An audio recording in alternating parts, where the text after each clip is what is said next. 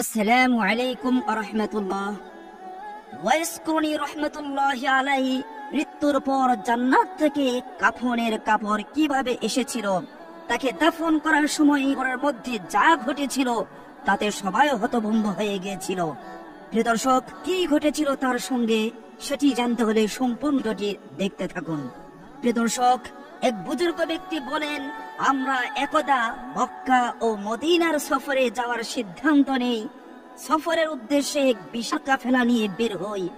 আমাদের কাফেলায় প্রচুর লোক ছিল। এক লোক আমাদের সঙ্গে হয়। লোকটিকে খুব অসুস্থ মনে হচ্ছিল। তার পরিচ্ছেদ অতি সাধারণ মনের জীর্ণ শীর্ণ অবস্থা ছিল। বিভিন্ন রঙের কাপড়ে তালি দেওয়া পোশাক পরেছিল। এক হাতে একটি লাঠি এবং অন্য হাতে একটি থলে ছিল। লোকটিকে কোনো ভিখারি থেকে কম মনে হচ্ছিল না। বলা হয়ে থাকে এই লোকটি ছিল ওয়াইস করণী রাহমাতুল্লাহি আলাইহি। তার এই জীর্ণ অবস্থা দেখে কাফেলার দলের লোকেরা বলতে লাগলো, এই ব্যক্তিটি কোনো গোল হতে পারে, হয়তো সে মনিবের নিকট থেকে পালিয়ে এসেছে। এক ব্যক্তি তাকে জিজ্ঞাসা করলো, তুমি নিশ্চয়ই তোমার মনিবের নিকট থেকে এসেছো? তিনি তার জবাবে বলল, হ্যাঁ। তখন সে ব্যক্তি বলল, তোমাকে দেখে অপরাধী মনে হয়। তুমি যদি তোমার মনিবের নিকটে থাকে, আজ হয়তো তোমার এই দুরবস্থা আর হতো না। ওয়াইস করণী রাহমাতুল্লাহি আলাইহি প্রতিবাদের সুরে বলে উঠলেন, অপরাধী নয়, তবে আমি আর মনিবের নিকট থাকলে আমার এই করুণ দশা আর কখনোই হতো না। অতঃপর তিনি কাঁদতে শুরু করলেন। এতই কাঁদলেন যে যার দরুন তার রূহ বেরিয়ে যাওয়ার অতিক্রম হলো। বর্ণনাকারী বুজুর্গ ব্যক্তি বলেন, তার করুণ দশা দেখে কাফেলার লোকদের তার প্রতি দয়া উদয় হলো। তারা ভাবতে থাকলো তিনি হয়তো দুনিয়ার কোন অত্যাচারী মনিবের গোলাম, অথচ ওয়াইস করণী রাহমাতুল্লাহি আলাইহি একমাত্র আল্লাহ তাআলাকেই বুঝিয়েছেন। তাদের বোধগম্য হলো না। সেখানে উপস্থিত এক লোক বললেন, আমরা তোমার সাথে আছি, তুমি অন্যায় করে থাকলে মেয়ের কাছে ক্ষমা চেয়ে ফিরে যাও।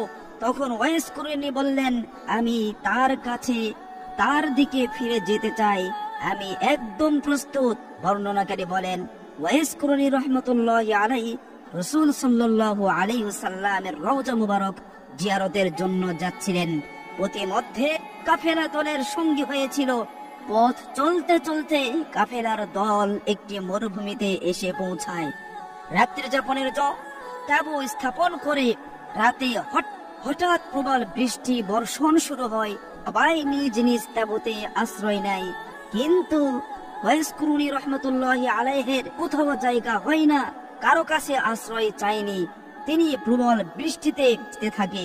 বৃষ্টিতে ভেজার জন্য অতিরিক্ত ঠান্ডায় সে সেখানে মৃত্যুবরণ করে। পরদিন সকালে তারা আবার যাত্রার জন্য প্রস্তুত হয়। একজন লোক তাকে শোয়া দেখে ডাকতে শুরু করে, কিন্তু যখন তাকে বারবার ডাকার পরে উঠে না, তখন তিনি একটি ধাক্কা দেয়। তখন সে বুঝতে পারে সে দুনিয়ার মায়া ত্যাগ করে পরপারে চলে গিয়েছে। সে অন্যদেরকে বলতে থাকলো যে লোকটা কাল আমাদের সঙ্গী হয়েছে, সে আর এই পৃথিবীতে নেই, তিনি মৃত্যুবরণ করেছেন। এখন তার দাফন কার্য সম্পন্ন না করে আমরা যাত্রার উদ্দেশ্যে রওনা হতে পারি না। তাকে দাফন না আমাদের দায়িত্বের মাঝে পড়ে। অন্য একজন বলল, এখন এছাড়া আর কি বা করার আছে আমাদের?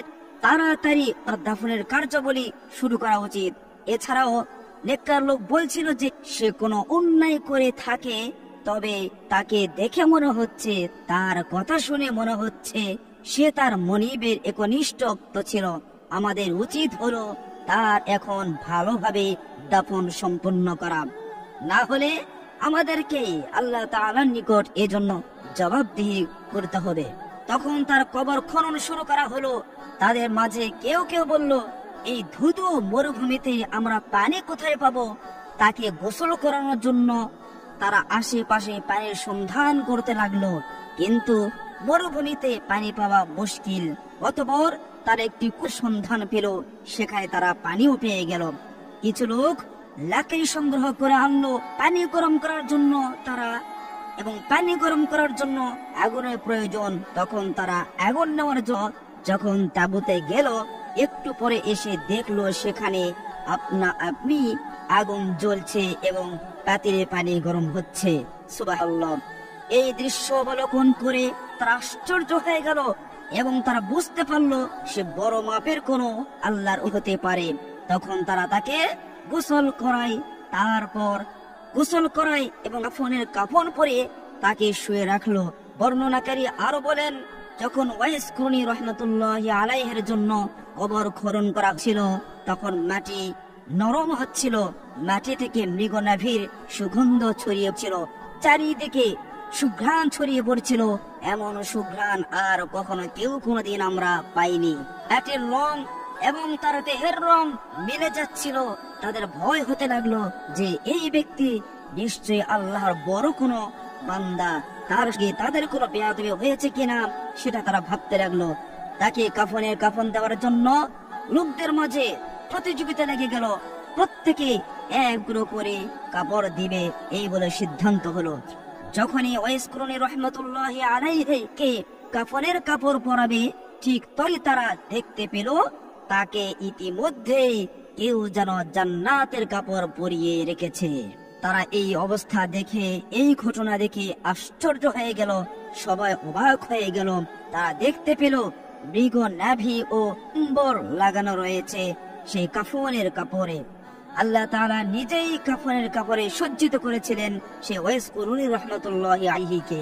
তখন তারা বুঝতে পারলেন যে তাকে কোনো মানুষের মুখোমুখি হতে হলো না, আল্লাহ তাআলা তাকে সাহায্য করেছেন এবং জান্নাতে পোশাক পরিয়ে তাকে দাফন কাফনের আল্লাহ তাআলা নিজেই ব্যবস্থা করেছেন।